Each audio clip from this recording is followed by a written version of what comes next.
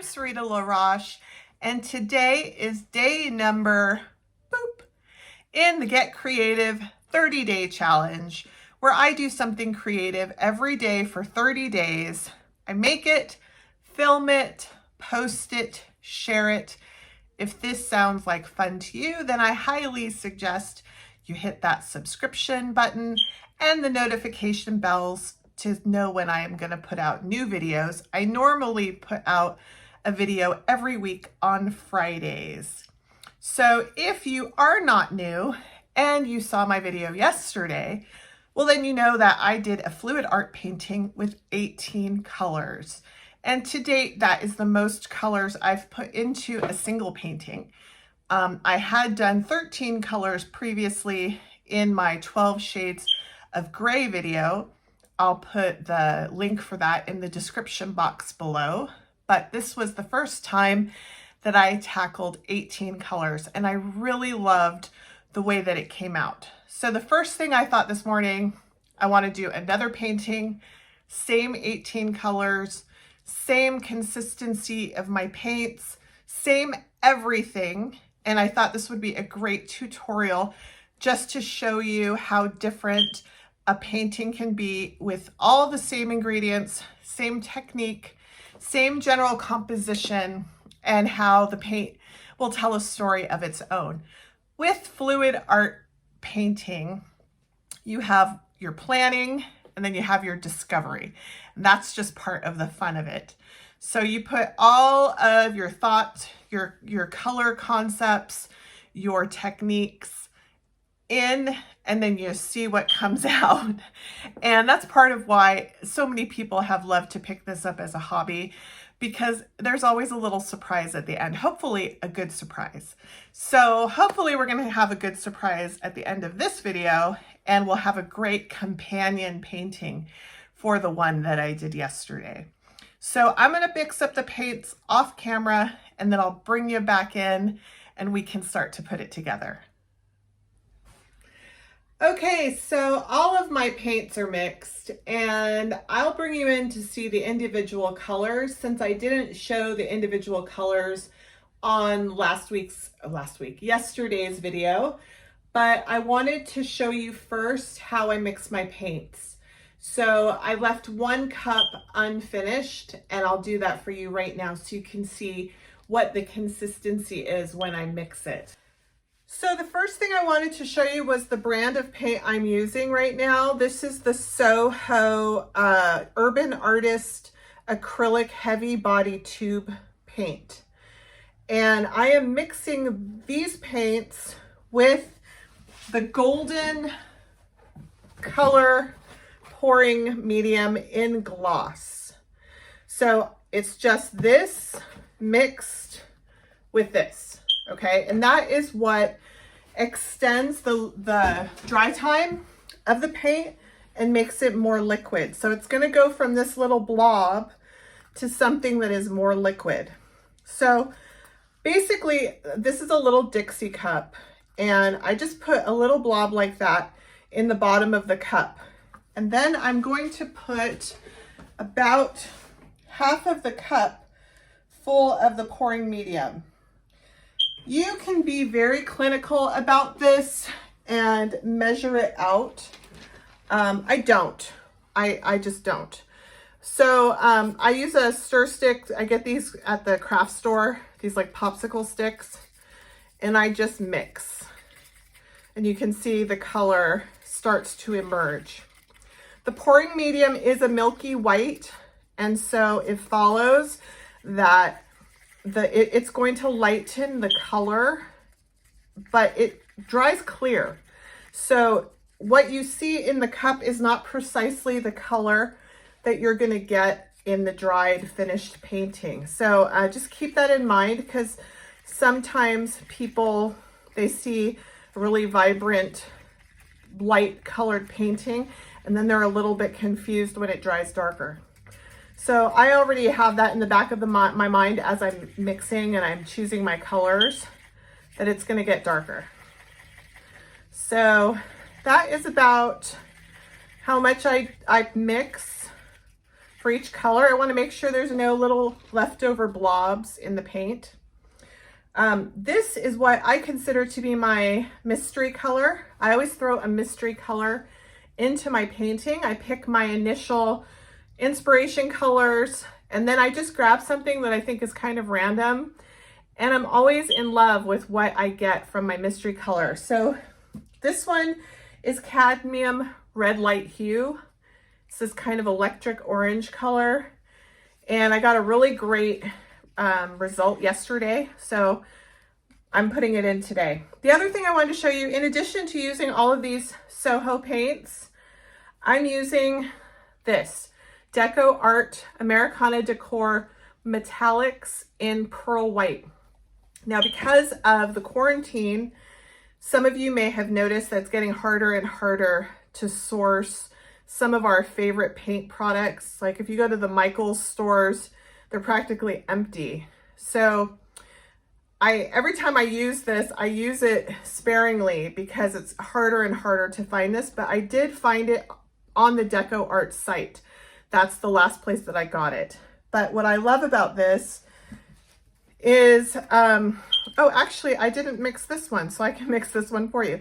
This is a pearl white enamel, and I'll just show you, this is the viscosity that it comes out of the jar.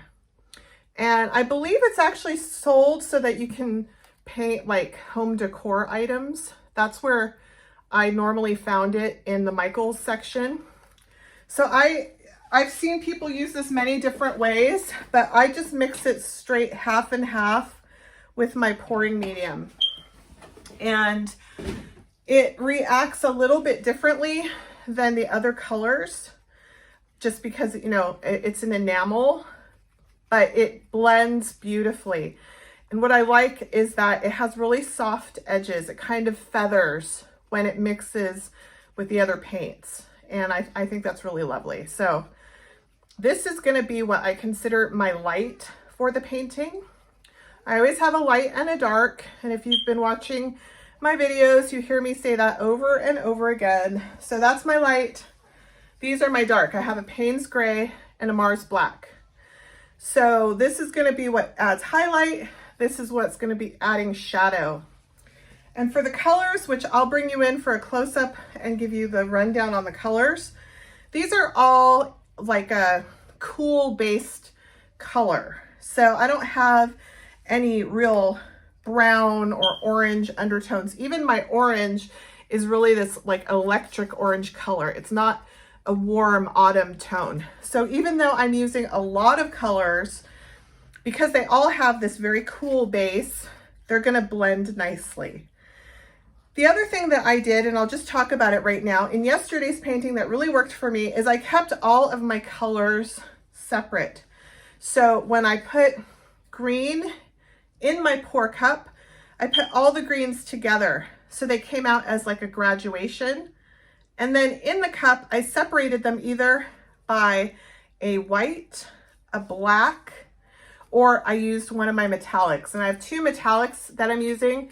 I have gold, which doesn't look very golden right now because of the creamy white of the pouring medium. And I have silver.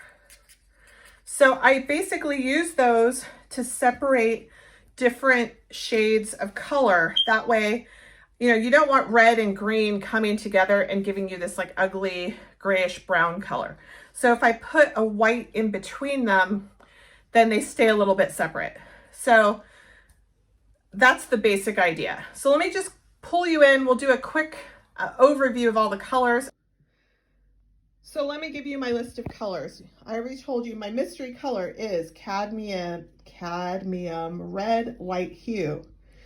And then I have my pearl white. I showed you I'm using gold and silver. And then this is the meat of my colors. I have an emerald green. This one is teal green light hue. No, cadmium blue green light hue. This one is terre vert, which I almost didn't use because it had such a gray undertone, but it worked, so I'm going to keep it. Dioxazine violet, magenta. This is rose madder, and crimson, which was almost darker than I wanted originally. Sorry for my hand.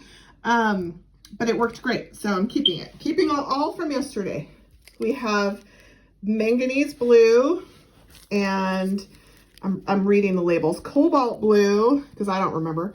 Cerulean, Prussian blue, and mineral blue. This mineral blue is so pretty. It's very vibrant. And then, like I said before, I have my darks, Payne's gray, and this is Mars black. I don't have a ton of black. So those are my 18 colors, and I'm gonna layer them in a cup to pour on my canvas, and we can do that right now. Okay, so I'm gonna pour these into this cup. If I fill one of these cups, plus just a smidge more to wet the canvas, I will be able to cover my 20 by 24 canvas, which is what I'm going to be using today. So I do not know precisely the order that I put my paints yesterday. And I'm not trying to recreate yesterday's painting. I'm just trying to do something similar, something that has the same vibe, same colors. So the only thing that I'm really making sure I focus on is to keep the colors together. So I just did like a puddle of green, and then I separated it with some Payne's gray and some silver before I'm moving on to my blues over here. So I'm gonna put my blues, kind of a graduation of colors. I really liked the way, oh shoot, I just spilt some paint. Well, c'est la vie. I guess we're not gonna have that much of the magenta because I made a boo-boo over here, but that's okay. So the graduation of colors really came out beautifully in yesterday's painting. So that's really what I'm focusing on. So I did my blues. I don't mind mixing blues with purples. They do actually blend really nicely. Here's that magenta that I spilled. This pouring medium is about $100 a gallon. So it's important to use as much of it as possible, not waste it. So that's okay. All right, I'm gonna throw some of this, of my magic color, mystery color, and then I'm gonna separate it with some gold and some silver, because I don't think that orange is gonna play very well with my green or my blue. So we'll keep it a little bit separate. I'm gonna make another puddle of variation of green. So I think you get the idea. I'm separating out little bands of color with either one of my darks or one of my lights. And every once in a while, I want to make sure I remember to throw in my pearl white, because that's going to give just like a dreamy, hazy, magical kind of look. So I'm going to throw some of that in there right now. So I'm going to put you on time lapse because I think you got the idea, and then I'll bring you back when it's time to pour this.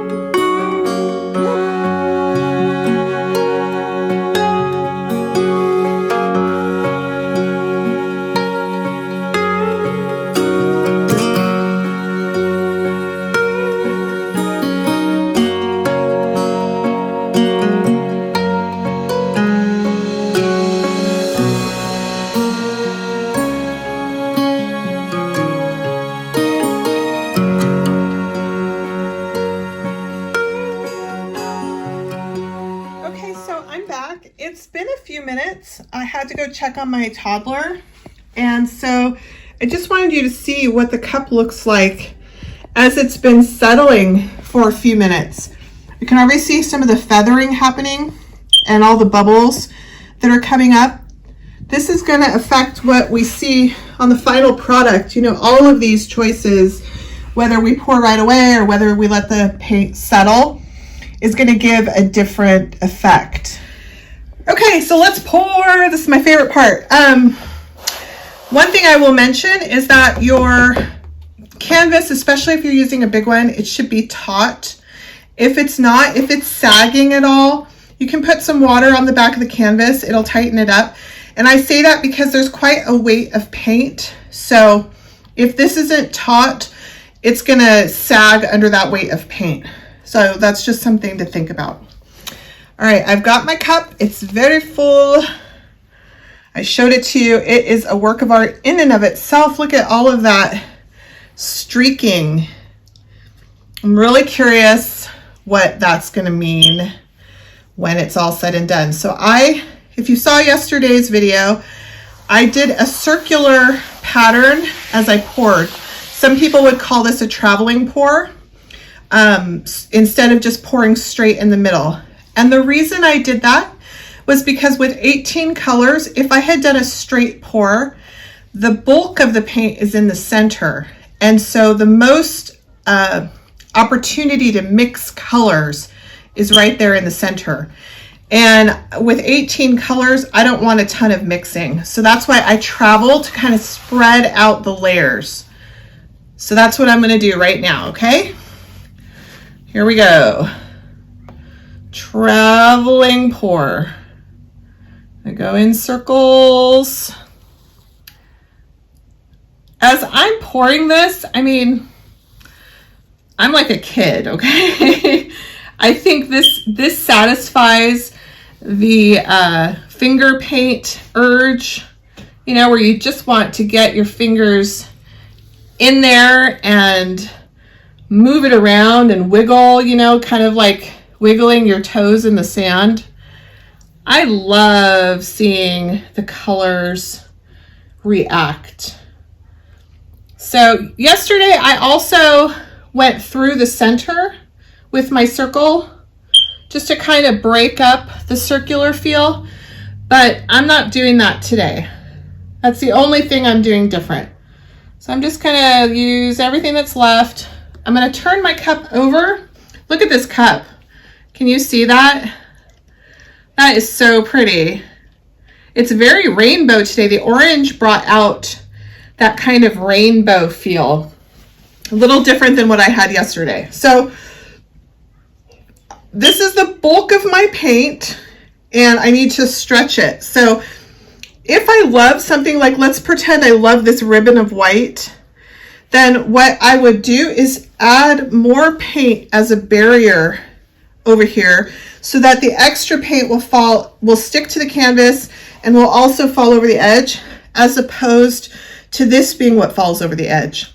If I don't really care, then I'll just, you know, let it go over.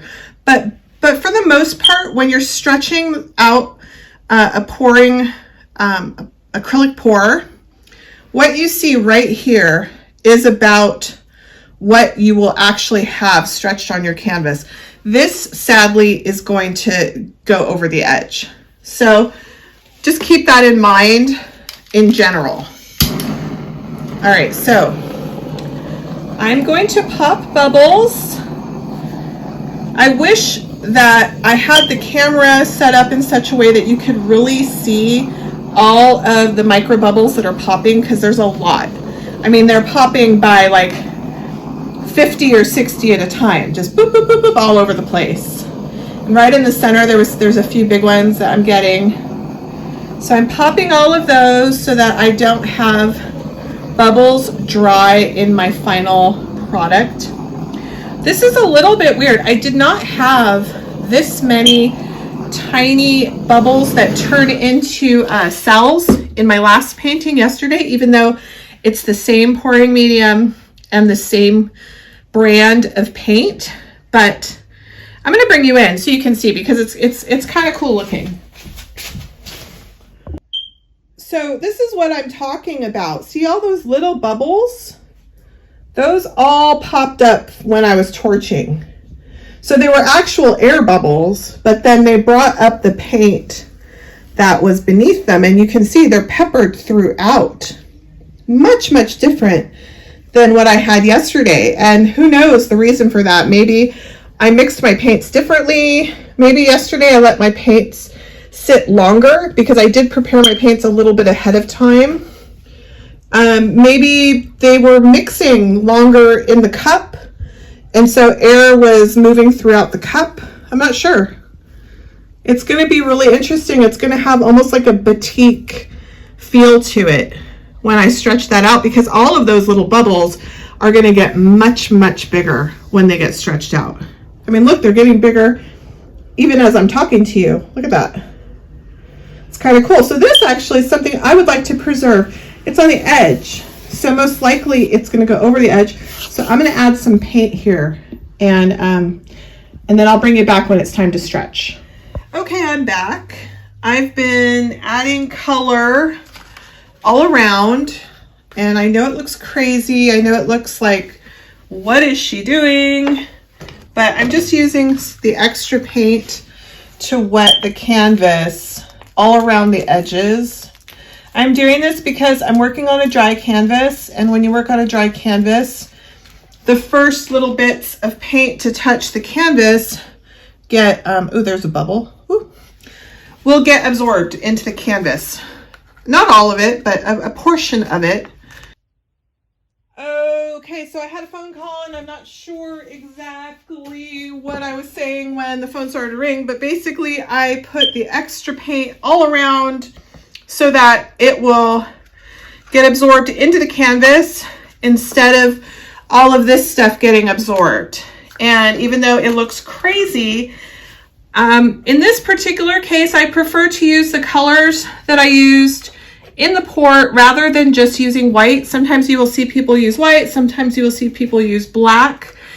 And the reason that I prefer that is because in some instances, I will get white dots where the paint has rolled over the extra white paint, and I want this to be really like jewel toned, vibrant. I don't want a bunch of white cells showing up randomly in the corner. I've seen people ask in different forums, like, why do I have all these white dots? Well, if you had a white base, or if you added white paint, that can happen sometimes. It doesn't happen all the time, but I would rather just use a funny conglomeration of the colors that I'm already trying to highlight. So I'm just smushing it around. You can't really see me. I'm a little bit off camera, but here, I'll move the camera a little bit. See, just smushing. It's a little different technique than what you've seen me do before, but that's what I'm inspired to do today. Now, I will make a small mention. I see that my paint is moving a tiny bit this way. Not very fast, but it is definitely moving towards me, and that's not good. You really want a level surface for when your paint is drying. So I'm adjusting my push pins to make this a little bit higher, but I'm a little bit worried because I don't want the paint, I want the paint to be level so that it'll maintain whatever structures we create. So let's go ahead and stretch the paint. Gosh, it looks so ugly right now with all this extra paint, but I promise it's going to get prettier. So I purposely had not touched it so that this could develop while I was messing around. I might lose this though. I don't know if I can save it. It's very close to the edge. I don't know if I can save it. So I'm going to push your way first. See if I can go over this edge.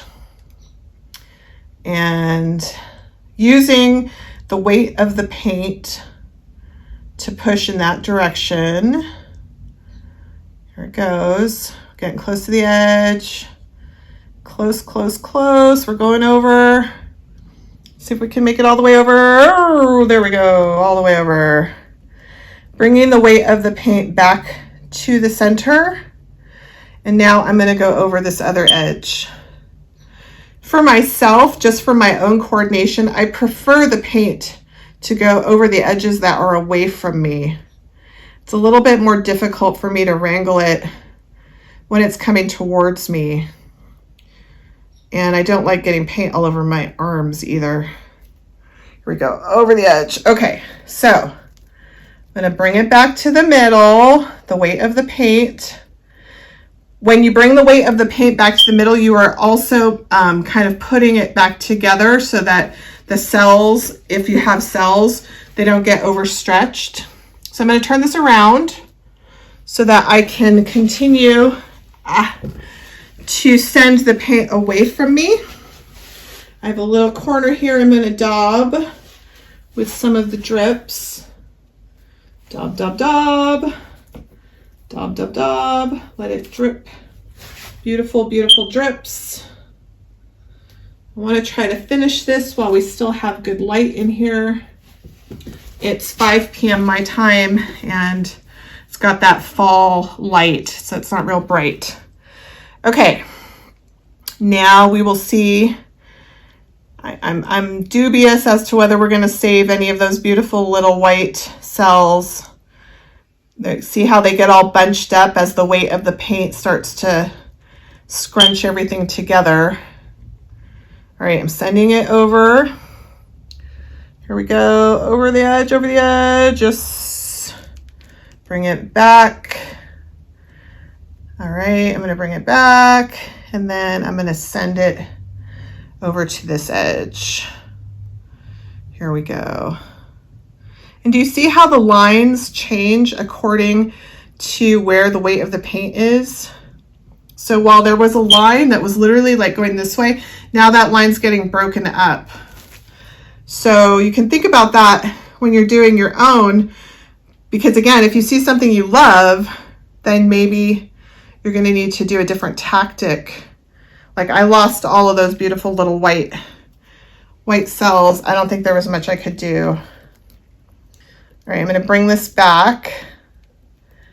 I put more of that cadmium red light hue, that like electric orange color, and I am not disappointed. Look at that right here. Oh, this is falling off. Darn it. Not good. I'm going to try to find the hole. Okay, I'm going to torch this, clean up, and I'll bring you in for a closer look. Okay, so I did a little bit of housekeeping. I torched. I did a tiny bit more tilting, and I really love, I'll show you some of the parts I really love. Look at how the colors stretched out up here. Look at all that. There's so much movement. And you can kind of see, similar to how it was bleeding in the cup, how those colors are bleeding together. They really merged together nicely. And then down here, there's a lovely iridescence. Can you see that? I'm not sure if it's from the pearl white or if it's from the metallics. I'm thinking it's from the pearl white, that it just kind of diffused all around, because you don't see like a definite white stripe. And then look at that cadmium red light hue. It's like fire right there in the center. It's really, really nice. Let me get you a good picture. But I'm happy. It's different than yesterday's, but has its own cool thing. I love the colors.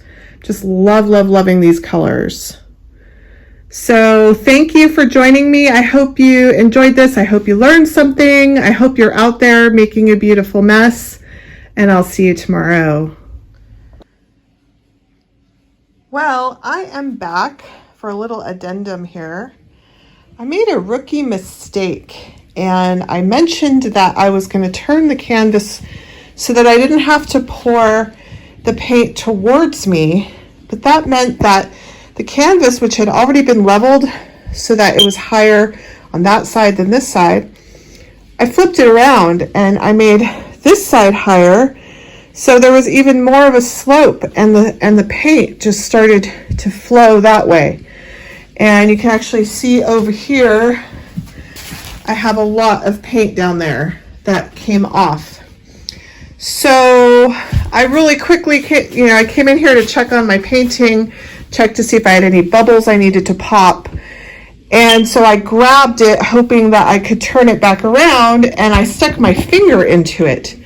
So I ended up adding some paint to kind of fix that, and I was kind of frantic, but then I just stopped and I gave myself a chance to look at it, and it's really kind of cool. It's different than what it was. It's different than what I'd planned, but because it's stretched so much, there's a real softness to it, almost a kind of watercolor look to the way that the paint stretched.